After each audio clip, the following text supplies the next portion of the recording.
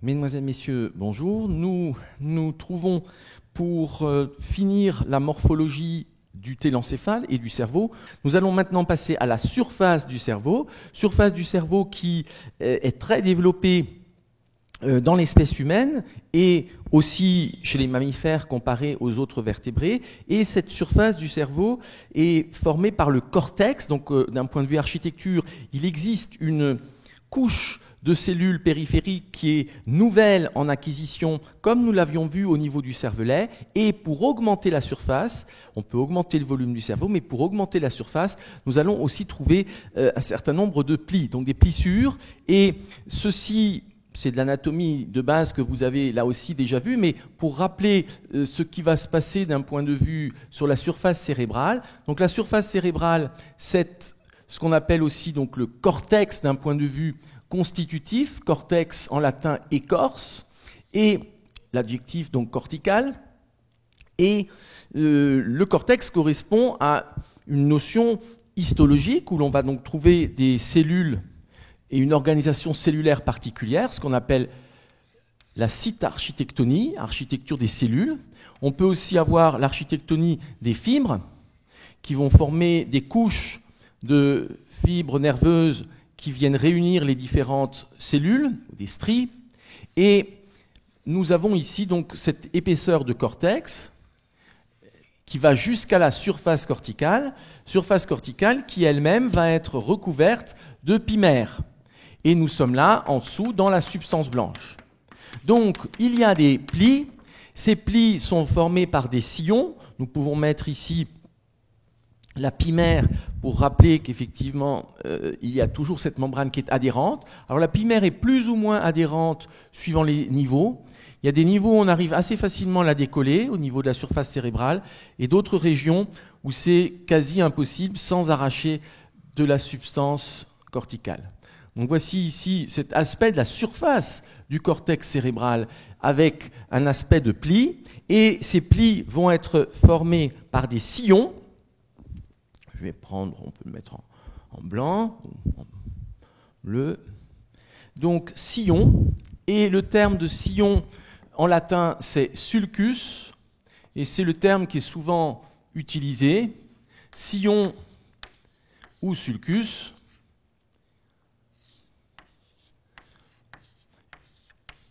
En latin, le pluriel serait sulci, mais les recommandations de l'Académie française font qu'on conseille d'avoir le pluriel des noms étrangers à la mode française, c'est-à-dire qu'en fait, il faut rajouter un S. Donc ici, on en garde un seul, c'est-à-dire qu'on dit aujourd'hui un sulcus, des sulcus, ce qui parfois écorche un peu l'oreille des latinistes. Et entre les sillons, nous avons donc des régions renflé, et ça, c'est ce qu'on appelle une circonvolution, et on utilise surtout maintenant le terme latin de gyrus. Et là aussi, un gyrus, des gyrus, suivant les règles actuelles. En pratique, souvent en français, donc en traduction de la terminologie latine, on a tendance à utiliser le terme de sillon. En revanche, aujourd'hui, on utilise quasiment plus le terme de circonvolution, mais le terme de gyrus. Alors ce qui est intéressant, c'est que nous avons là toute la surface cérébrale. Vous savez qu'il y a des aires spécialisées, on en reparlera éventuellement, notamment les aires motrices, les aires sensitives. Et il faut voir que quand on regarde un cerveau, il n'y a qu'un tiers de la surface corticale qui est visible. En effet, vous voyez que sur la surface, on ne voit que la portion ici d'un gyrus, il n'y a que cette région ici qui est visible, du gyrus, et nous avons effectivement un tiers plus un tiers, 2 tiers qui sont cachés dans les sillons. Il ne faut pas l'oublier lorsque l'on fait justement ces cartes de projection d'air cortical, d'air cérébral, qui sont la plupart du temps fausses, puisque on ne représente ces cartes que sur la surface, alors qu'il y a les 2 tiers qui sont en profondeur. Ceci est particulièrement vrai, bien sûr, pour la région visuelle, où on a un très profond sillon, et où les aires visuelles, 17, 18, 19, rentrent profondément dans ce sillon, et donc on ne les voit on les voit mal en surface ou pas entièrement en surface. C'est pour ça que certains ont développé des modèles, maintenant numériques, des modèles où on peut dilater le cerveau, c'est-à-dire faire comme si on soufflait, on remplissait un ballon, donc on déplisse le cerveau et on a la projection sur une sphère, ce qui est bien sûr, du coup, qui permet d'avoir la visibilité de l'ensemble des surfaces. L'autre chose, c'est que là aussi, dans un certain nombre de pathologies, par exemple de foyers épileptogènes, le foyer peut être ici dans de la substance corticale qui est dans un sillon. Il faut vraiment imaginer qu'on ne voit qu'un tiers de la surface corticale, les 2 tiers sont cachés dans les sillons. Voilà pour ce premier élément. Deuxième élément, donc le télencéphale, nous l'avons vu, contrairement aux autres régions jusqu'à présent, issu du tube neural, eh bien, est divisé en 2. Il y a 2 hémisphères, hémisphères cérébraux, hémisphère droit, hémisphère gauche. On avait fait une petite vue schématique, on va en refaire ici une petite vue schématique donc de la vue supérieure. Globalement, le cerveau va avoir une forme ovoïde, un peu plus large en arrière qu'en avant. Et bien entendu, cela va dépendre aussi de la forme du crâne, puisque vous avez des gens qui sont brachycéphales, qui ont un crâne aplati de l'avant vers l'arrière, qui aurait une tendance à être un peu circulaire en vue supérieure. Au contraire, vous avez des gens dolicocéphales qui ont un crâne allongé de l'avant vers l'arrière, et le cerveau se moule bien sûr sur la région crânienne osseuse. Donc ici, nous pouvons représenter ces 2 hémisphères en vue supérieure. Ils sont en contact, normalement, nous les écartons ici un petit peu pour montrer qu'au fond, nous allons trouver, donc hémisphère ici gauche, hémisphère droit, ici l'avant, vers le haut, et nous allons ici montrer qu'en écartant, au fond, nous avons, réunissant les 2 hémisphères, nous avons le corps calleux, qui est une apparition, nous l'avons dit, secondaire au cours du développement embryonnaire et aussi phylogénétique. Donc quand on écarte le corps calleux. Si l'on regarde une coupe de l'hémisphère, coupe d'un hémisphère ici, nous allons voir une forme qui sera convexe sur la partie supérolatérale. Puis nous allons trouver une face médiale qui sera sagittale et qui vient répondre au côté opposé. Et puis nous allons trouver une face inférieure qui est concave vers l'avant. Donc voici globalement les contours, et puis nous aurions le côté opposé, l'hémisphère opposé qui serait ici. Donc ceci sur une coupe frontale. Donc il y a du coup 3 faces classiquement qui sont limitées par 3 bords. Nous avons ici le bord supérieur. Le bord supérieur qui est arciforme, le bord supérieur va aller de l'avant vers l'arrière. Donc si l'on a ici une vue, je fais un tout petit profil, une vue ici cérébrale, eh bien le bord supérieur va aller de l'avant ici vers l'arrière, bord supérieur. Puis nous avons un bord inférieur, inférolatéral ici, inférolatéral, et un bord médial ou inféromédial. Et donc, s'il y a 3 bords, il y a 3 faces. Nous avons la face supérolatérale, qui est donc convexe, et c'est ce qu'on va voir sur une vue de profil, face supérolatérale. Donc sur une vue de profil, c'est celle que l'on voit. C'est également celle que l'on voit sur une vue supérieure, comme celle-là. C'est la face supérolatérale, donc qui est convexe. Puis on a une deuxième face qui est ici tournée vers l'autre hémisphère, qui est la face médiale. Donc pour la voir, il faut couper en 2 le cerveau, faire une coupe longitudinale médiane, une coupe sagittale ici. Donc là, vous pourrez voir la face médiale. Il faut couper.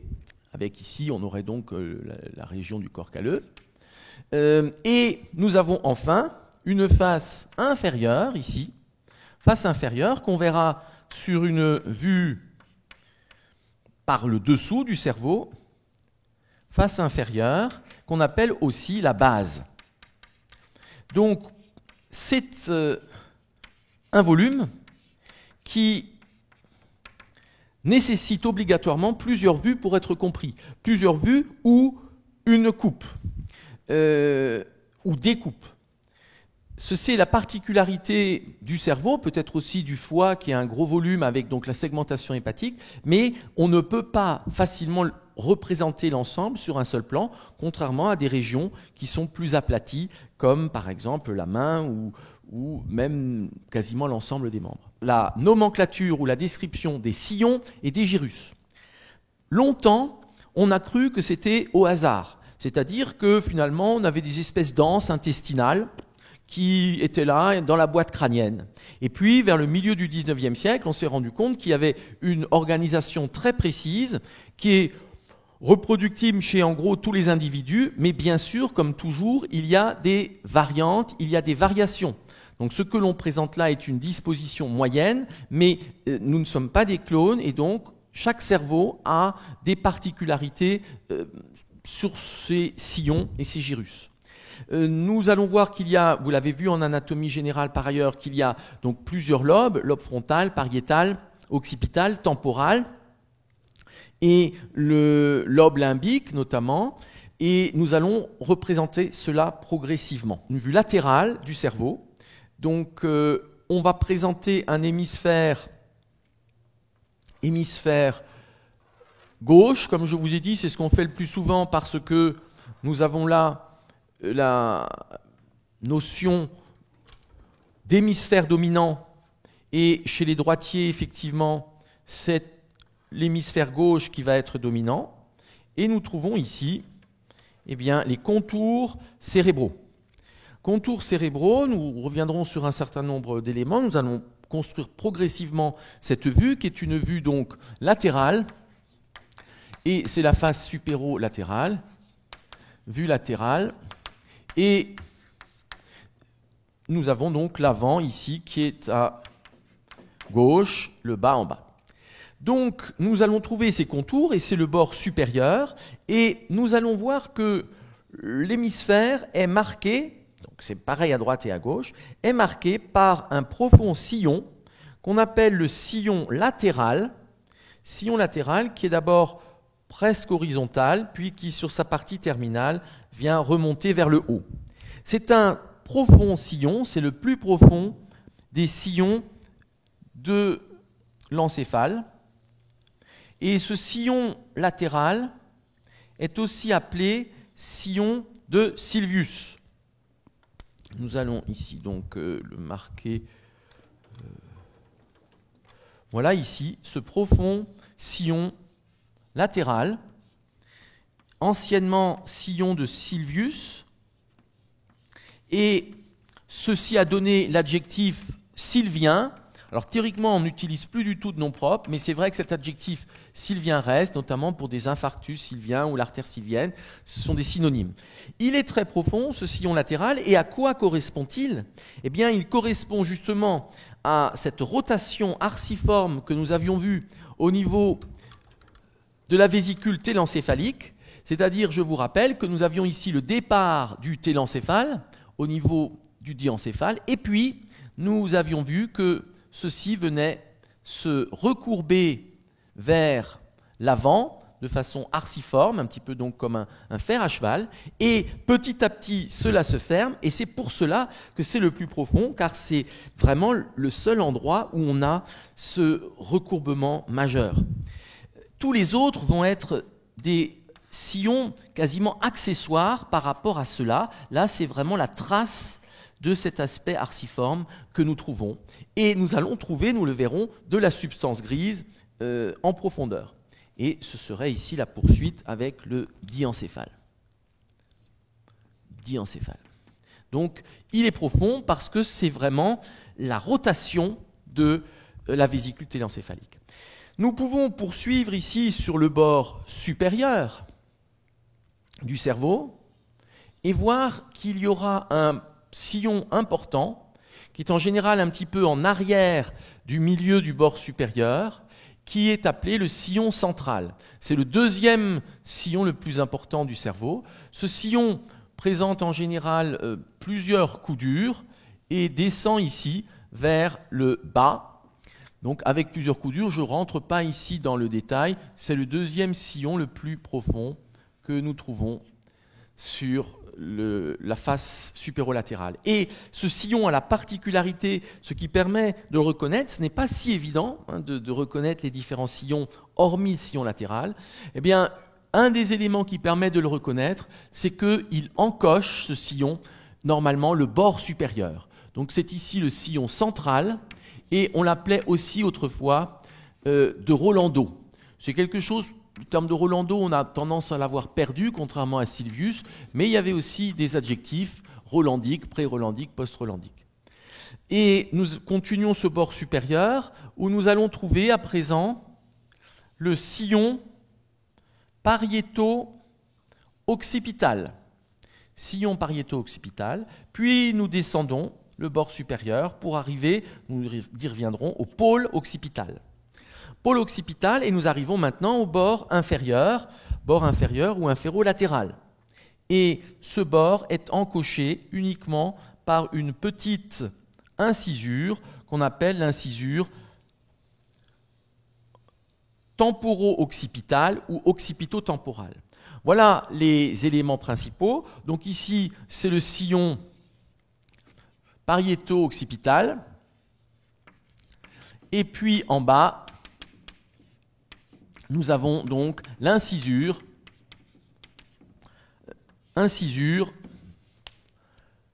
temporo-occipitale ou occipito-temporale, c'est pareil. Et nous voyons donc que ces éléments vont nous permettre de définir différentes régions et différents points singuliers.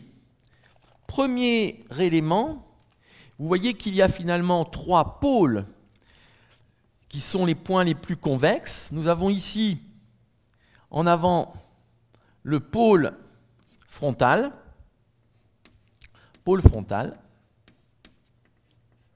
le point le plus convexe et le plus antérieur. Nous avons le pôle temporal, qui lui est l'autre point le plus antérieur sous le sillon latéral. Donc ici nous avons le pôle temporal.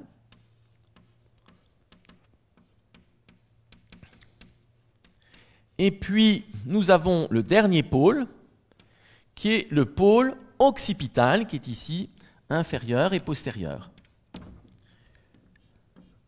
Pôle occipital. Donc il y a 3 pôles au niveau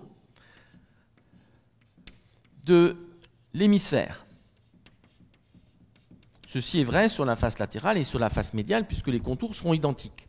Et, juste pour rappeler, la substance cérébrale est relativement molle, sauf quand elle est fixée pour des études anatomiques, et on utilisait en général le formol qui durcit. Eh bien, vous pouvez écarter ici la partie temporale et la partie frontale pour voir ce qui est plus en profondeur. Il y a une souplesse dans les sillons. Vous pouvez écarter ici les choses. La substance cérébrale est molle. Elle est même parfois tellement molle que le cerveau ne se tient pas. Il suffit d'aller chez le boucher puis de regarder une cervelle d'agneau. C'est exactement la même chose. Donc ça, nous avons ces premiers éléments et ceci permet de définir différents lobes. Nous avons le lobe frontal qui est facilement délimité, qui va jusqu'au pôle frontal. Lobe frontal ici, qui est limité par le sillon central, par le pôle frontal et par le sillon latéral. Donc ici, lobe frontal. Puis nous trouvons ensuite le lobe pariétal, qui est entre le sillon central et le sillon pariéto-occipital, et vous voyez qu'il est moins bien délimité, notamment parce que ce sillon pariéto-occipital n'est pas marqué ici.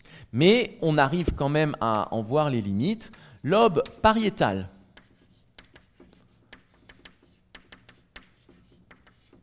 Puis, nous avons, entre le sillon pariéto-occipital, comprenant le pôle occipital et jusqu'au sillon temporo-occipital ou occipito-temporal qui est très peu marqué, nous avons là le lobe occipital, bien sûr, avec le pôle occipital. Et ici, il nous reste donc le lobe temporal. Voici ces 4 lobes principaux. Ce sont les 4 lobes principaux du cerveau, donc de chaque côté, à droite à gauche. Il se rajoutera sur la face médiale un lobe qui est appelé le lobe limbique, qui est complexe, on en redira quelques mots. Donc ça, c'est la morphologie tout à fait générale, et nous allons reprendre cela sur une vue qui sera maintenant une vue médiale. Vue médiale, c'est pour cela, nous aurons coupé, une coupe sagittale médiane, coupé le cerveau en deux. En IRM, on part de la partie gauche et on fait des coupes jusqu'à la partie droite. Donc on tombe effectivement sur cette face médiale.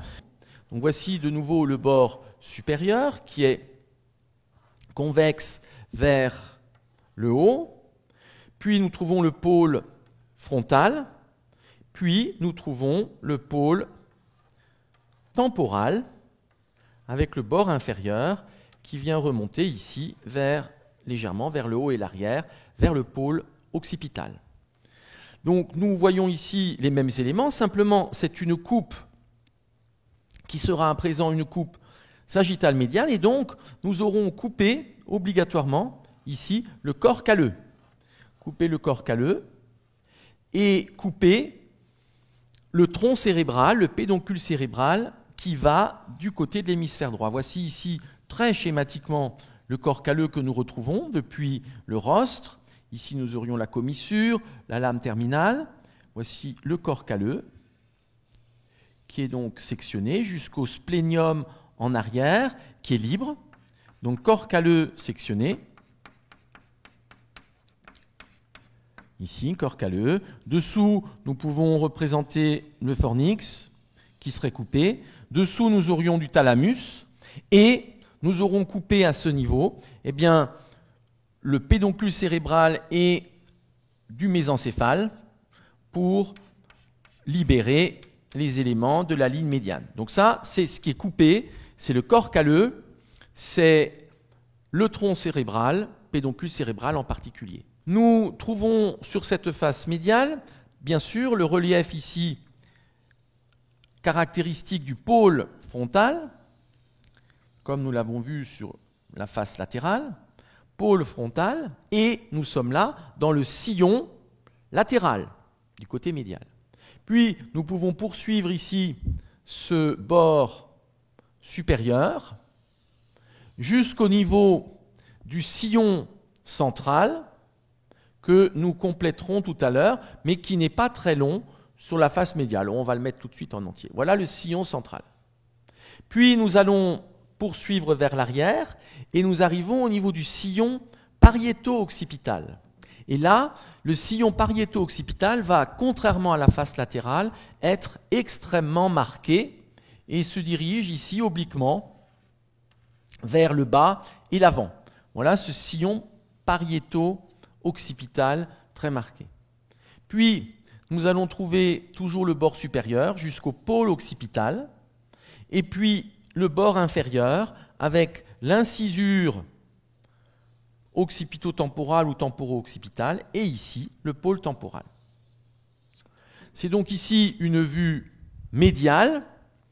Vue médiale, c'est la face médiale de l'hémisphère après avoir fait une coupe sagittale médiale. Donc nous retrouvons bien sûr les différents pôles. Ici, le pôle frontal. Je mets juste en abrégé pôle frontal. Nous avons ici le pôle occipital.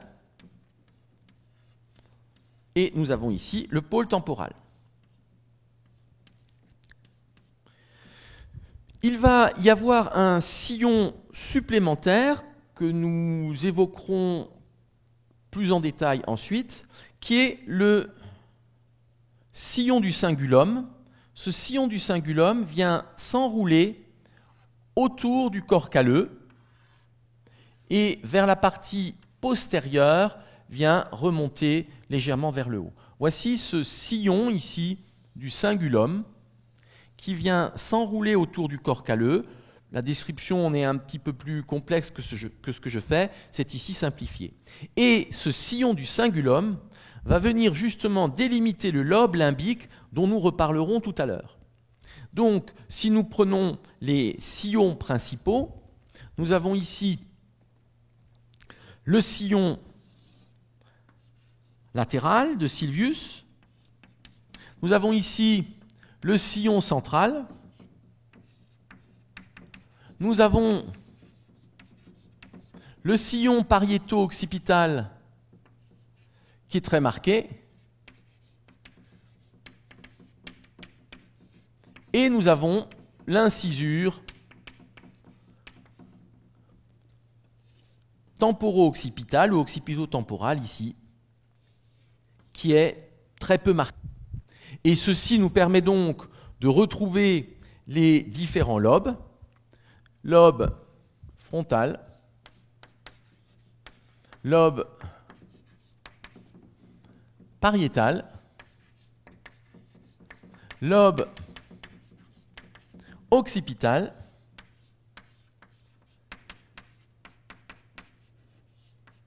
et lobe temporal. Mais en plus, et nous verrons que c'est une notion un peu complexe, mais en plus, nous allons avoir le lobe limbique, et ce lobe limbique sera en dedans ici du sillon du cingulum. Je réfléchis si c'est judicieux de le mettre d'une autre couleur.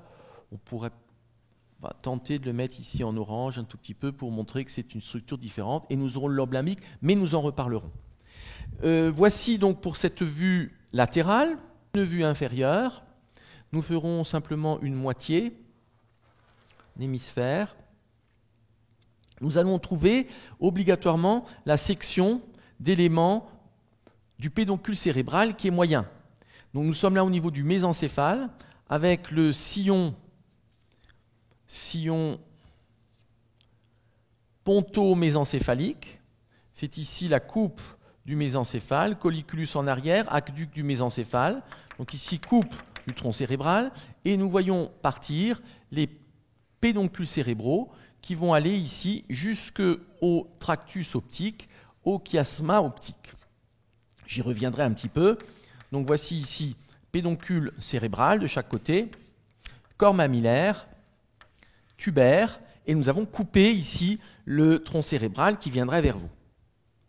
Vers l'avant, nous allons donc être dans la fissure longitudinale du cerveau qui va nous mener jusqu'au pôle frontal et vers l'arrière, fissure longitudinale du cerveau qui nous mène jusqu'au pôle occipital.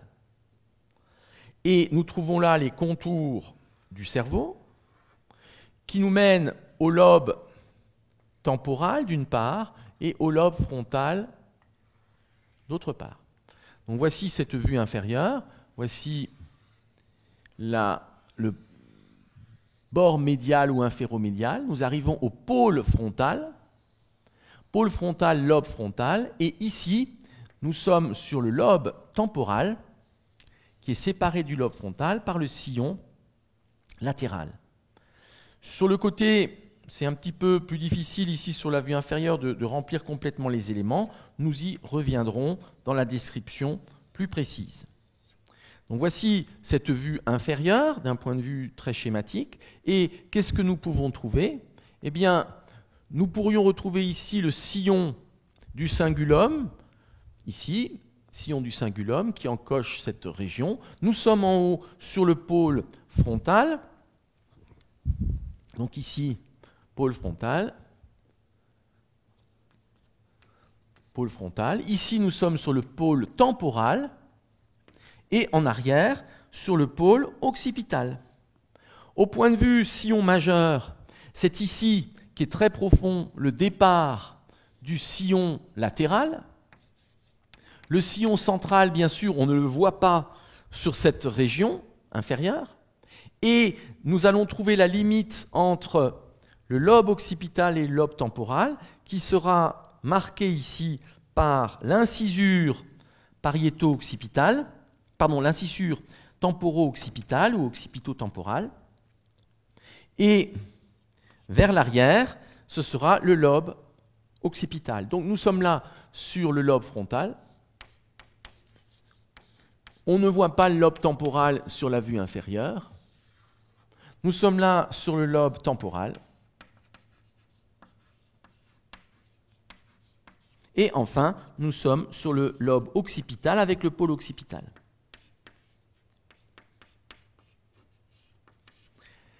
Ces lobes que l'on aperçoit morphologiquement vont aussi, est-ce que c'est un hasard ou pas? Non, correspondre à des localisations fonctionnelles, à des aires fonctionnelles. Et donc, quand on dit lobe occipital, on pense par exemple à la vision. Nous ferons également une coupe frontale que nous avons déjà faite, mais où nous ne mettrons en place que la substance grise, que le cortex. Nous ne reprendrons pas les noyaux profonds, que nous avons largement vus.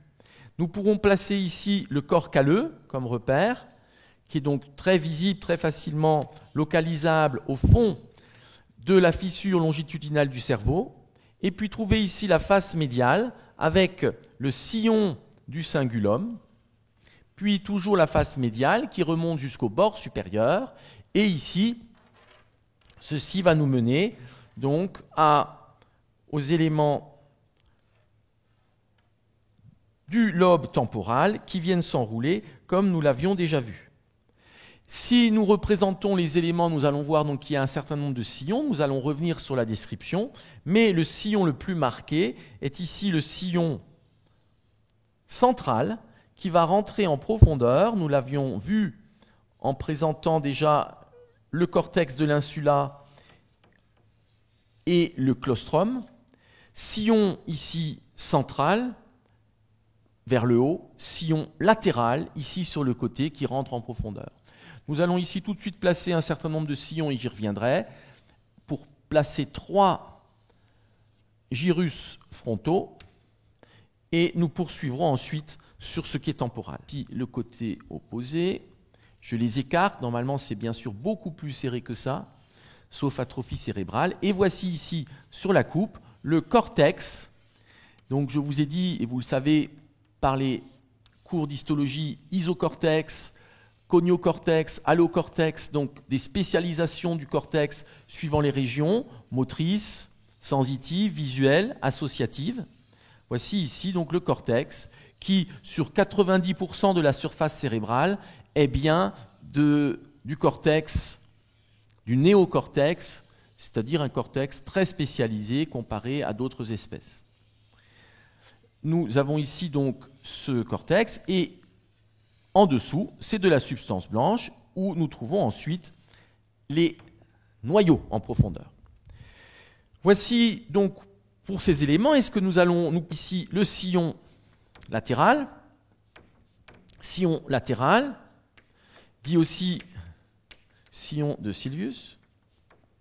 Nous pouvons placer le sillon ici du cingulum, avec cette petite flèche, sillon du cingulum, qui est à mi-hauteur à peu près de la face médiale. Nous allons maintenant passer à cette description des sillons et des gyrus. Il faut aller méthodiquement. Ils ne sont pas toujours faciles à reconnaître en imagerie, en IRM, puisque ce sont des coupes. Et sur des coupes, des sillons qui sont plus ou moins obliques, ce n'est pas évident. En revanche, en travaux pratiques, on arrive à bien retrouver les différents éléments, au moins de façon majeure. Sillon, tout d'abord, on va procéder lobe par lobe. Au niveau du lobe frontal, nous allons trouver, je réfléchis si je prends, je vais garder, je crois, la même couleur. Je réfléchis juste une seconde. On va garder la même couleur. Donc nous allons trouver un sillon qui est le sillon précentral. Ce sillon précentral, il est à peu près parallèle au sillon central. Sillon précentral, qui est donc en avant du sillon central, et nous trouvons sur la face supérolatérale 2 sillons qui sont à peu près horizontaux, qui se dirigent en tout cas vers l'avant, qui sont le sillon frontal supérieur, sillon frontal inférieur. Donc 3 sillons, un vertical, 2 horizontaux, qui viennent délimiter des gyrus. Et pour cela, je vous recommande quand même de pouvoir aussi revérifier les orthographes pour avoir quelque chose qui soit correct. Nous avons ici le gyrus précentral. Gyrus précentral. Ce gyrus précentral est donc vertical et est très important puisque vous savez sans doute déjà, bien sûr, que c'est là la projection des aires motrices, 4, 6 notamment. Gyrus précentral vertical. Puis nous allons trouver là 3 gyrus horizontaux qu'on peut numéroter en F1, F2, F3, frontal 1, frontal 2, frontal 3, qui correspondent à gyrus frontal supérieur, gyrus frontal moyen, gyrus frontal inférieur. C'est la même chose. On va ici le présenter plutôt avec des lettres, ce sera plus lisible. F1, gyrus frontal supérieur, F2, gyrus frontal moyen, F3, gyrus frontal inférieur. Ce gyrus frontal inférieur, à sa partie basse, va présenter 3 portions qui sont délimitées par des petits prolongements ascendants du sillon latéral. Ici, 3 petites portions qui sont délimitées et qui, classiquement, si je l'agrandis, voici ici la région, où nous avons classiquement donc ces 3 parties. En avant, c'est ce qu'on appelle la partie orbitale. Partie orbitale, on est tourné, on est au-dessus de l'orbite. Au milieu, qui a une forme triangulaire, c'est la partie triangulaire. Partie triangulaire. Et en arrière, c'est ce qu'on appelle la partie operculaire. Opercule, c'est la région qui vient recouvrir le sillon ici latéral. Donc en avant, région orbitaire, ici la région triangulaire et là la région operculaire. On parle parfois aussi de lobule. C'est intéressant pourquoi ? Parce que c'est à ce niveau qu'on a découvert la première aire fonctionnelle cérébrale, c'est l'aire de l'aphasie de Broca, découvert au milieu du XIXe siècle. Et donc, c'est effectivement un lien qu'il a fait entre une morphologie spécifique et une pathologie, en l'occurrence quelqu'un qui avait une barre de fer qui lui avait transpercé le crâne et lésé cette région et qui avait une aphasie, donc motrice de Broca. Le lobe frontal sur la vue de profil médial, eh bien sur la vue de profil médial, nous allons trouver ici F1 qui ira s'enrouler, donc tout ça c'est F1, et c'est donc le gyrus frontal supérieur, mais qui prend ici en général le nom de gyrus frontal médial. C'est la même structure. Nous pouvons retrouver cela sur la coupe. Voici F1, gyrus frontal supérieur, qui sur la face médiale prend le nom de gyrus frontal médial. F2, gyrus frontal moyen. F3, gyrus frontal inférieur. Et vous voyez que le gyrus frontal inférieur vient former la limite supérieure donc, du sillon latéral. On peut écarter les éléments et au fond, on a le lobe de l'insula. Et c'est donc ici ce qu'on appelle l'opercule, c'est cette région. Le lobule operculaire, c'est une petite partie ici de F3, comme nous l'avons vu sur ce schéma avec les aires motrices du langage. Nous arrivons ensuite sur le lobe pariétal. Sur le lobe pariétal, nous allons trouver un sillon post-central. Sillon post-central, donc qui est parallèle, descendant, qui est parallèle au sillon central, et un seul sillon horizontal qui descend ici vers l'arrière. Donc 2 sillons seulement, avec du coup au point de vue gyrus, eh bien un gyrus post-central, qui est très célèbre bien sûr, puisque vous le savez, ce sont les aires sensitives, 1, 2, 3 notamment, et donc en avant du sillon central, aire motrice, en arrière du sillon central, aire sensitive, avec une organisation topographique particulière, ce sont les homunculus, on en reparlera sans doute avec les voies motrices. Les homonculus, vous l'avez vu en neurophysiologie ou en anatomie générale, cet homonculus, c'est-à-dire la forme du corps qui se projette avec les pieds en dedans, le genou et le bassin en haut, puis on descend vers la main et puis le visage vers le bas, ce qui va expliquer les différentes topographies possibles des atteintes, notamment dans des hémiplégies qui seront brachiales ou au contraire plutôt de type inférieur et troncal. Puis nous avons ici donc deux gyrus qui viennent se former dans le lobe pariétal. C'est P1, gyrus pariétal supérieur, P2, gyrus pariétal inférieur.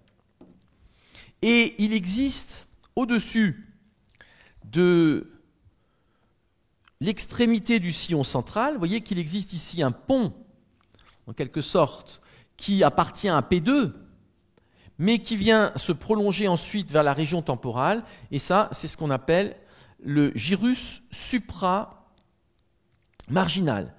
Gyrus supramarginal, ici, c'est la portion de P2 qui est à cheval sur le sillon latéral.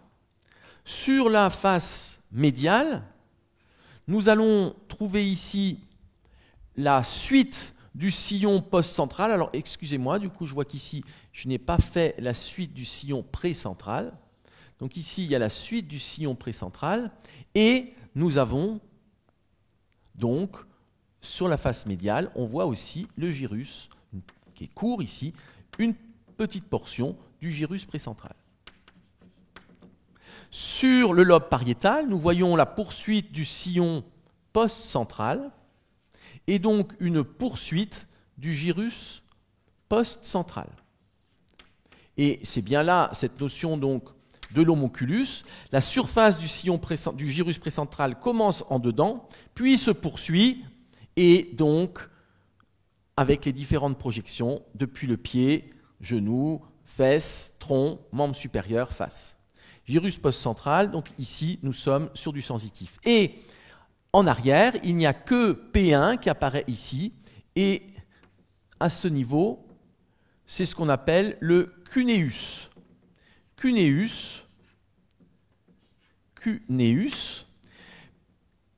précuneus, on va y arriver, précuneus, donc qui est la poursuite de P1. Précuneus, pourquoi? Parce que nous verrons qu'ensuite nous avons une région qui s'appelle le cuneus. Nous ne voyons pas le pariétal qui est ici en arrière, nous ne le voyons pas là non plus. Je vois que je n'ai pas complété la vue inférieure. Sur la vue inférieure, nous trouvons un sillon antéro-postérieur qui poursuit finalement la limite de F1 et qu'on appelle le sillon droit ou sulcus rectus parfois. Et nous trouvons ensuite un sillon en forme de H qui correspond à ce qu'on appelle les sillons orbitaires. Et sur cette face inférieure, nous avons donc la poursuite des différents éléments que nous trouvons ici, et du dedans vers le dehors, nous avons ici F1, gyrus droit, F2, les gyrus orbitaires, qui poursuivent donc le gyrus frontal supérieur, et F3, qui est donc ici latéral, c'est la poursuite du gyrus frontal inférieur. F1, gyrus droit, F2, les gyrus orbitaires qui sont divisés par cette forme de H, F3, la poursuite, donc on vient se rabattre, gyrus frontal supérieur, gyrus frontal moyen, gyrus frontal inférieur, avec un changement de nom, gyrus rectus en dedans, gyrus orbitaire au milieu, au pluriel, et toujours gyrus frontal inférieur au niveau de F3. À ce niveau, je reviens un tout petit peu en arrière, à ce niveau, nous aurons la projection du processus olfactif et du nerf optique, nous y reviendrons éventuellement un tout petit peu à la fin. Voici donc pour ces éléments, le pariétal, on ne le voit pas sur la vue inférieure, on ne le voit pas sur la coupe. Nous arrivons maintenant, on va poursuivre par le lobe temporal. Pour le lobe temporal, nous allons voir sur la face latérale deux sillons, sillon temporal supérieur, qui vient se prolonger vers le lobe occipital, donc qui va au-delà du lobe temporal, et un sillon temporal inférieur. Ceci permet de délimiter 3 gyrus. T1, gyrus temporal supérieur. T2, gyrus temporal moyen. T3, gyrus temporal inférieur. Si nous poursuivons ici les éléments au niveau temporal, nous allons trouver un sillon qu'on appelle ici le sillon collatéral, qui vient également se poursuivre au niveau du lobe occipital. Et nous trouvons un sillon qui sera maintenant le sillon de l'hippocampe. Et nous allons voir maintenant une morphologie particulière de ce lobe temporal sur la vue médiale, puisqu'en avant, nous allons trouver un relief qu'on appelle le crochet ou incus. Crochet ou incus, et c'est ici maintenant le sillon de l'hippocampe qui vient remonter ici vers l'arrière et s'enrouler autour du corps calleux, autour du splénium du corps calleux. Ça, c'est le sillon de l'hippocampe et c'est la limite du lobe temporal sur la face médiale. En avant, ici, nous avons l'incus ou crochet, incus ça veut dire crochet, de l'hippocampe ou incus temporal. Nous trouvons encore un autre sillon, qui est le sillon T3, T4, T5, qui est ici le sillon para-hippocampal, et nous avons là l'ensemble des éléments. Donc, que voyons-nous là-dessus? Nous allons voir, peut-être, on ne verrait pas tellement T3, mais éventuellement nous pouvons mettre ici T3, T4, qui est le gyrus temporo-occipital ou occipito-temporal, et T5, qu'on appelle le gyrus para-hippocampal. Si nous regardons ici les éléments sur la vue inférieure, nous allons trouver à l'extrémité antérieure de cette région l'incus ou crochet, et nous trouvons le sillon de l'hippocampe qui vient s'enrouler et passer en arrière du tronc cérébral, ici du mésencéphale. Nous pouvons trouver le sillon de l'hippocampe qui va remonter vers l'arrière et le haut, puis nous pourrons trouver ici le sillon collatéral qui se poursuit au niveau occipital.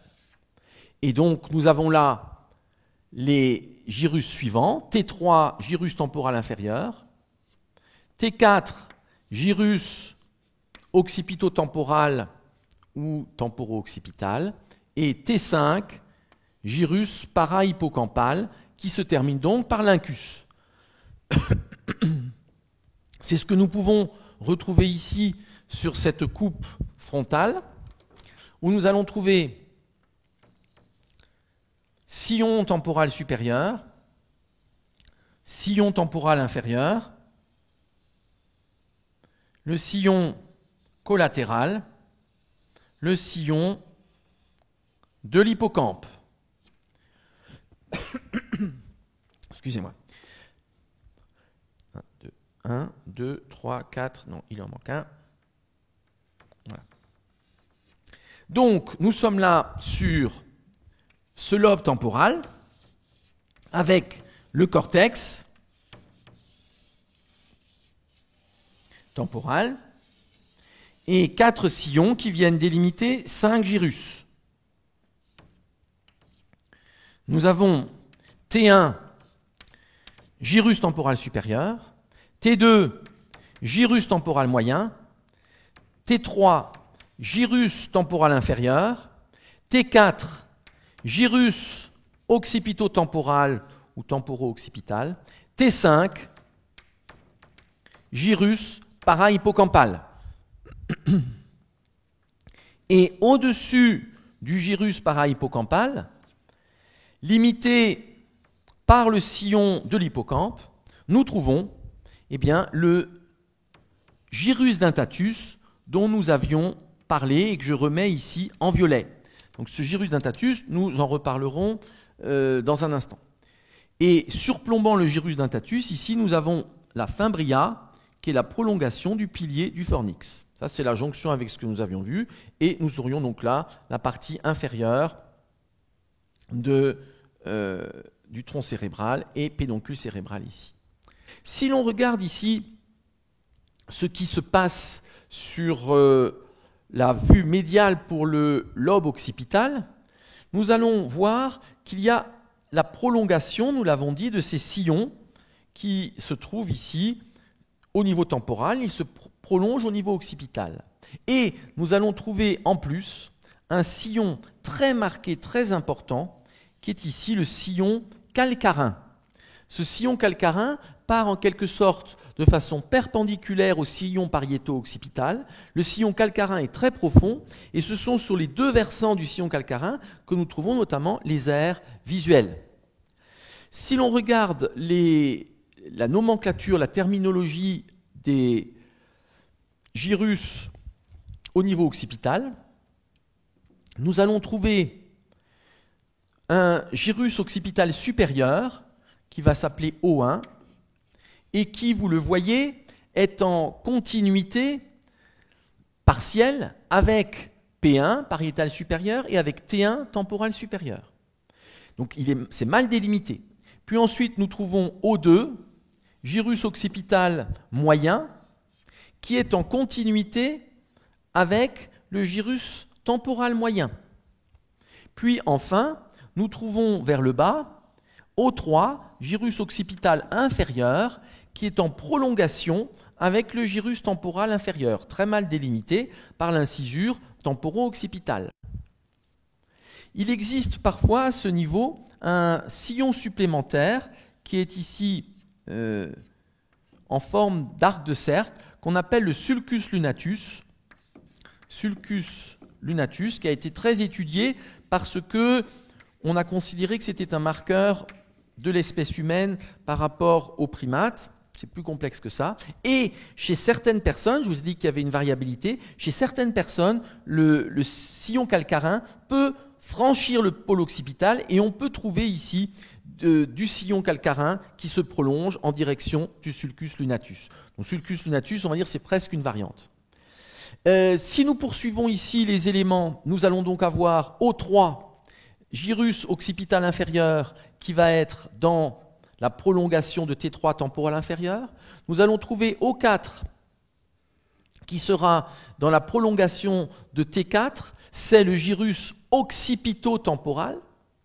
Nous avons ensuite O5, qui est dans la prolongation de T5, gyrus parahippocampal, et O5 prend ici le nom de gyrus lingual.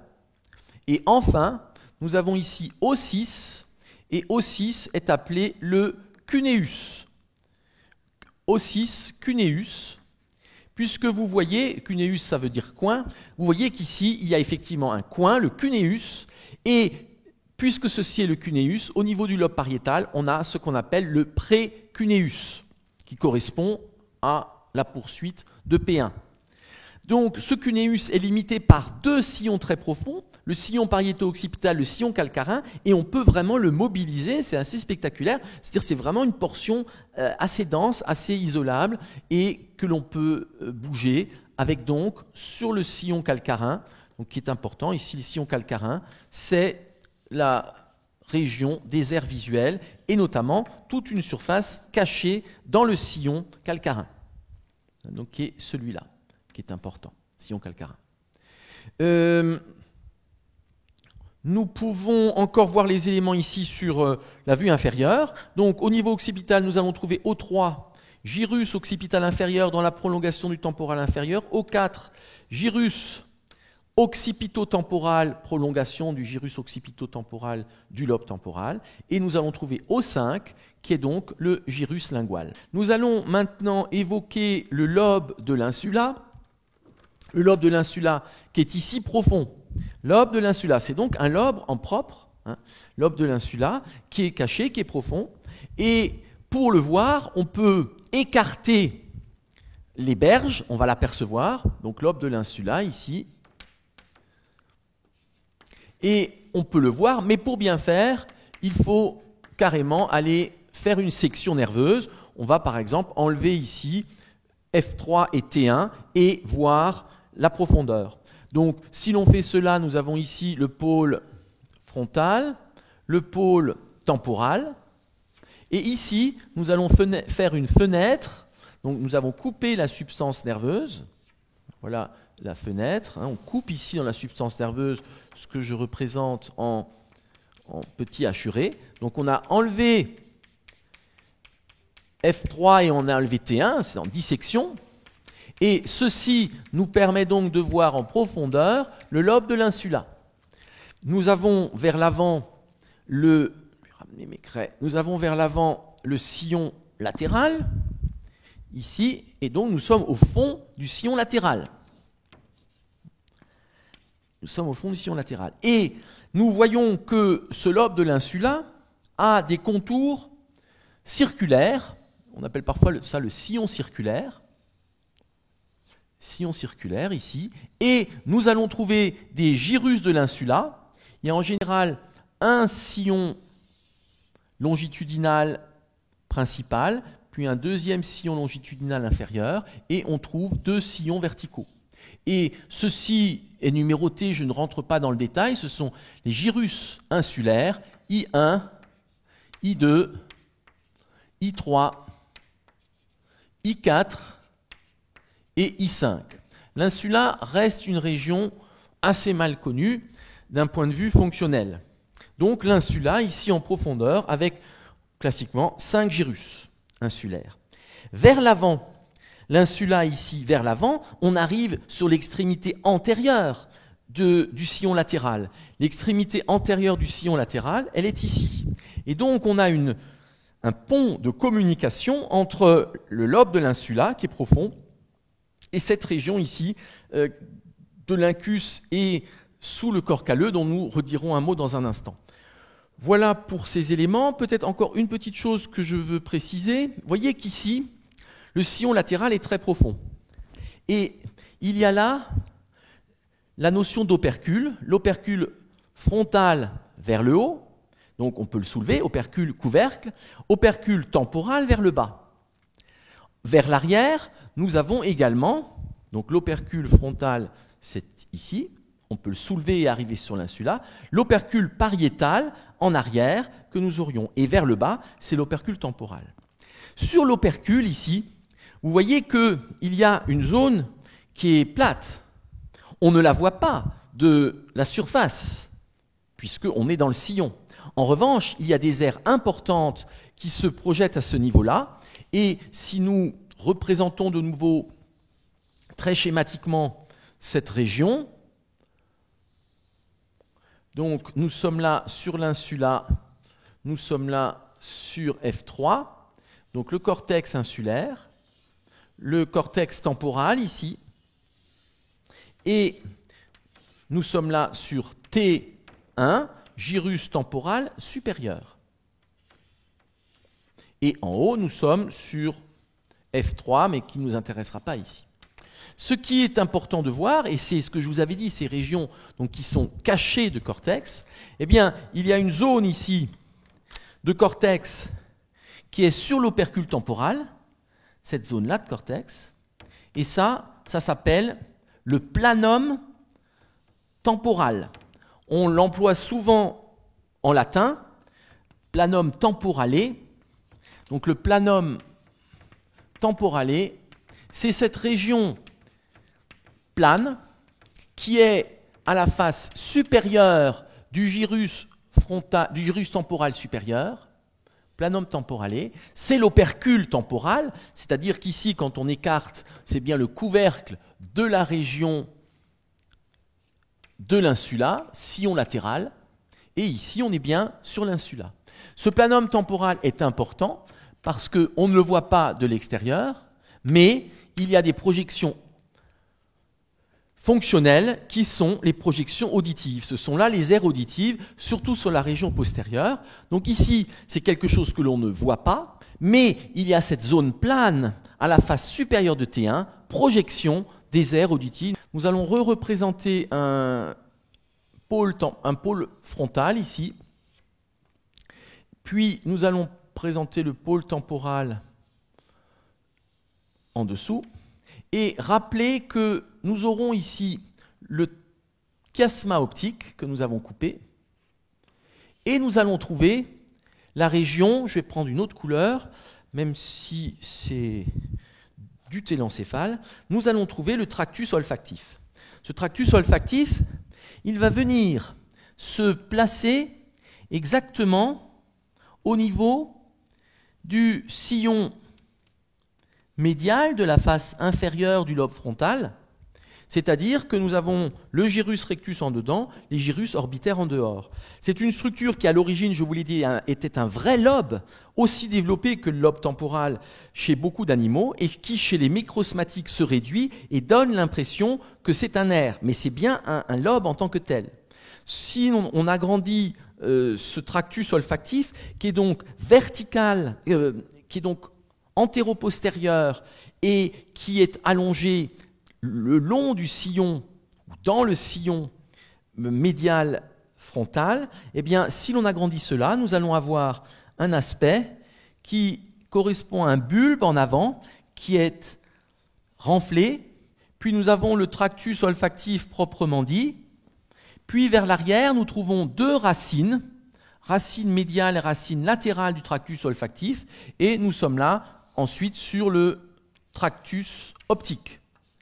Donc voici ce tractus olfactif, vestige d'un lobe autrefois aussi développé que le lobe temporal ou que le lobe frontal, tractus olfactif, renflé en avant par le bulbe olfactif et en arrière les deux stries. Et nous trouvons partant du bulbe olfactif, eh bien, on dit classiquement 20 filets, les filets olfactifs, 20 filets olfactifs qui, eux, descendent vers le bas pour passer par la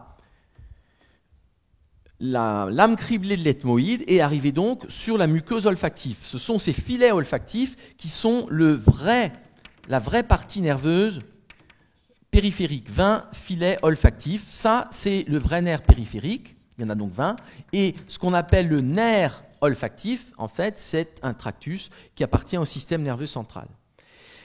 Dans l'écartement ici entre les deux racines, nous avons une substance perforée, donc plein de petits orifices, pour des vaisseaux. C'est ce qu'on appelle la substance perforée antérieure.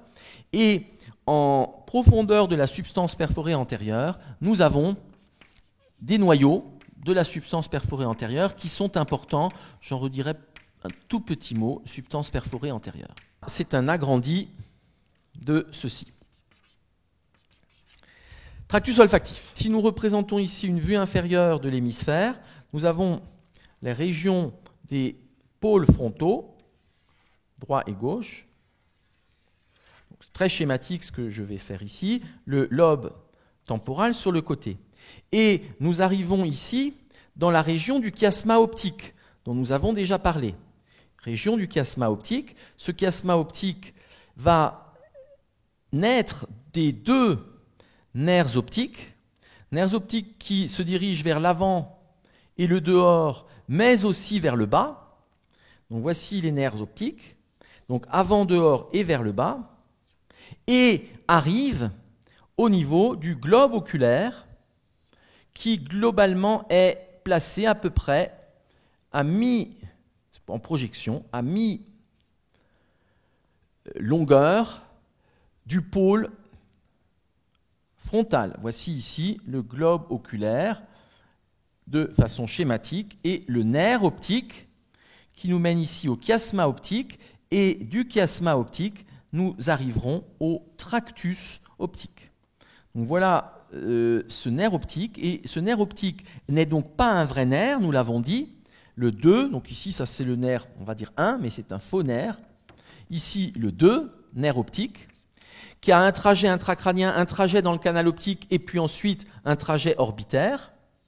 Et ce nerf, donc oblique vers l'avant, le bas et le dehors, est en fait une prolongation de système nerveux central. C'est bien du télencéphale, c'est du télencéphale jusqu'à la rétine, et la partie périphérique nerveuse est au niveau de la rétine.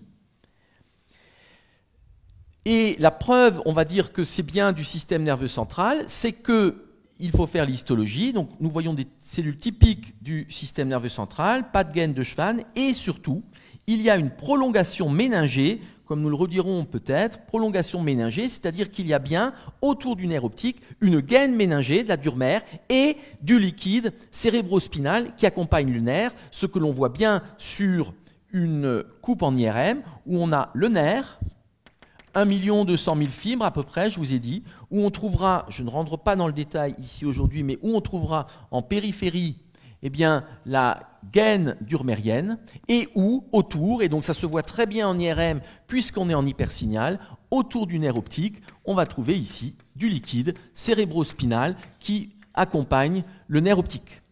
Nerf optique, le 2, ici en coupe frontale. Donc, ceci pour placer ces éléments, c'est la continuité avec ce que nous avions vu. Et donc, bien sûr, ici, nous avons tractus optique, et donc, nous aurions la région du losange optopédonculaire, avec ici le tubaire, la tige de l'hypophyse, et les deux corps mammillaires qui appartiennent au diencéphale, à l'hypothalamus. Donc, voici ces éléments placés, que l'on voit donc aussi sur la face inférieure du cerveau. Pour terminer, le lobe limbique, on peut y passer 1 heure. Le lobe limbique est une structure qui n'est pas tant anatomique que fonctionnelle. Le lobe limbique est une notion fonctionnelle et en fait est composé d'éléments que l'on trouve dans les différents autres lobes et qui viennent s'enrouler comme nous l'avons vu avec la rotation téléencéphalique, comme pour la queue du noyau codé, comme pour les piliers et colonnes du fornix.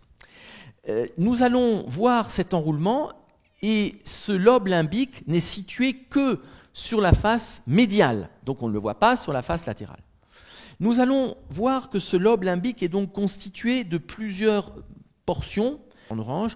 Nous allons avoir donc une boucle complète qui vient se former dans ce lobe limbique, et lobe limbique qui appartiendra donc à différentes portions du cerveau. Nous allons trouver tout d'abord ici un gyrus qui est tout petit, qu'on appelle le gyrus paraterminal. Gyrus paraterminal, c'est-à-dire c'est un tout petit gyrus qui est ici en avant de la lame terminale, mais qui a son importance. Ce lobe limbique est à l'origine un lobe olfactif, donc qui est très développé chez les macrosmatiques et qui se réduit chez les primates et dans l'espèce humaine, et est transformé, en revanche, en structure de la mémoire, et touché en particulier donc dans les troubles de mémoire comme la maladie d'Alzheimer. Gyrus paraterminal, nous avons ensuite une région qu'on appelle le gyrus subcalleux, sous le genou du corps calleux, mais surtout, nous avons ici un gyrus qui s'enroule autour du corps calleux, qui est le gyrus du cingulum. Gyrus du cingulum, cingulum ça veut dire ceinture, d'ailleurs on le retrouve pour les ceintures des membres.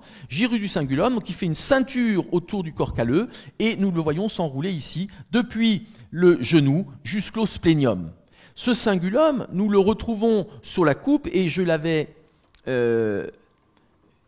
ici le sillon du cingulum, ou sillon singulaire, et ici le gyrus du cingulum, qui constitue donc le lobe limbique. C'est quelque chose de très primitif.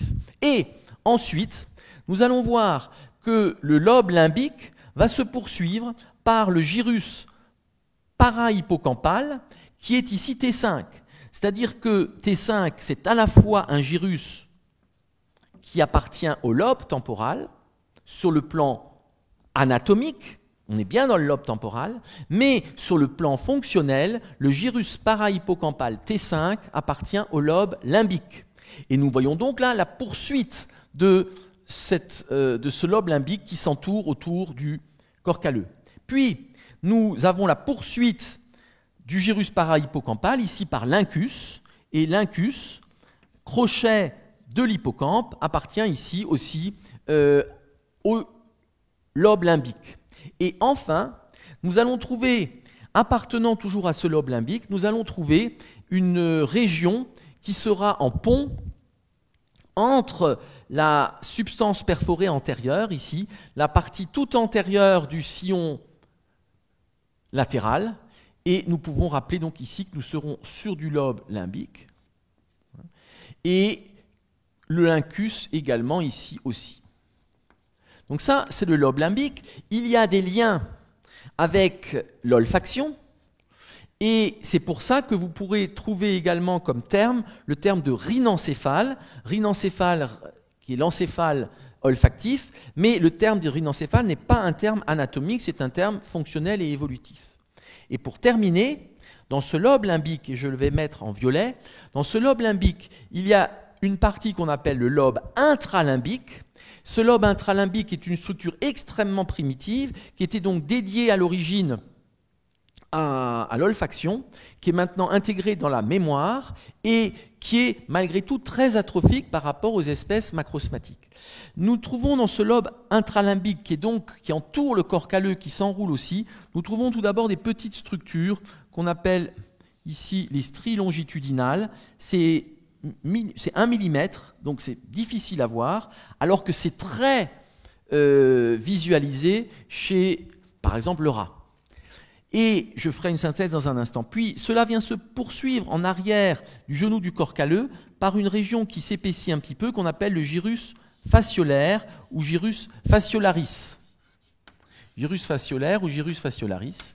Et surtout, et c'est ça qui est le plus caractéristique et le plus visible, ce gyrus fasciolaire vient se poursuivre par un gyrus donc qui est atrophique, mais qui est très caractéristique, qui présente des dents et qu'on appelle le gyrus dentatus. C'est petit par rapport au reste. Voici ici ce gyrus dentatus qui appartient donc au lobe intralimbique. Lobe intralimbique, portion du lobe limbique. Gyrus dentatus. Ce gyrus dentatus vient donc s'enrouler, toujours comme le reste des structures, et va se prolonger jusqu'au niveau de l'incus, ici en avant. Et c'est ce qui vient former l'hippocampe proprement dit. Donc l'hippocampe proprement dit, c'est une portion du lobe limbique. C'est en l'occurrence le lobe intralimbique, hippocampe proprement dit. Et cet hippocampe comprend l'hippocampe ici supracommissural, qui est quasiment inexistant dans l'espèce humaine. C'est ici ces stries diagonales, il y en a 2, et un petit peu de substance grise qu'on appelle indusium griseum. Puis c'est ici le gyrus fasciolaire, gyrus fasciolaris, et le gyrus dentatus. C'est ça l'hippocampe, et l'hippocampe c'est aussi une structure que l'on voit, on l'a dit, dans la corne temporale du ventricule latéral. Donc si on reprend ceci sur la coupe frontale, nous avons ici T5 qui certes d'un point de vue anatomique appartient au lobe temporal, mais d'un point de vue fonctionnel, c'est ici du lobe limbique, et à côté du lobe limbique, nous avons ici le lobe intralimbique avec le gyrus dentatus qui est une des parties de l'hippocampe. Et c'est cette région, notamment du gyrus dentatus, qui va être très impliquée dans la mémoire à court terme et dans la maladie d'Alzheimer. Je vous remercie pour votre attention.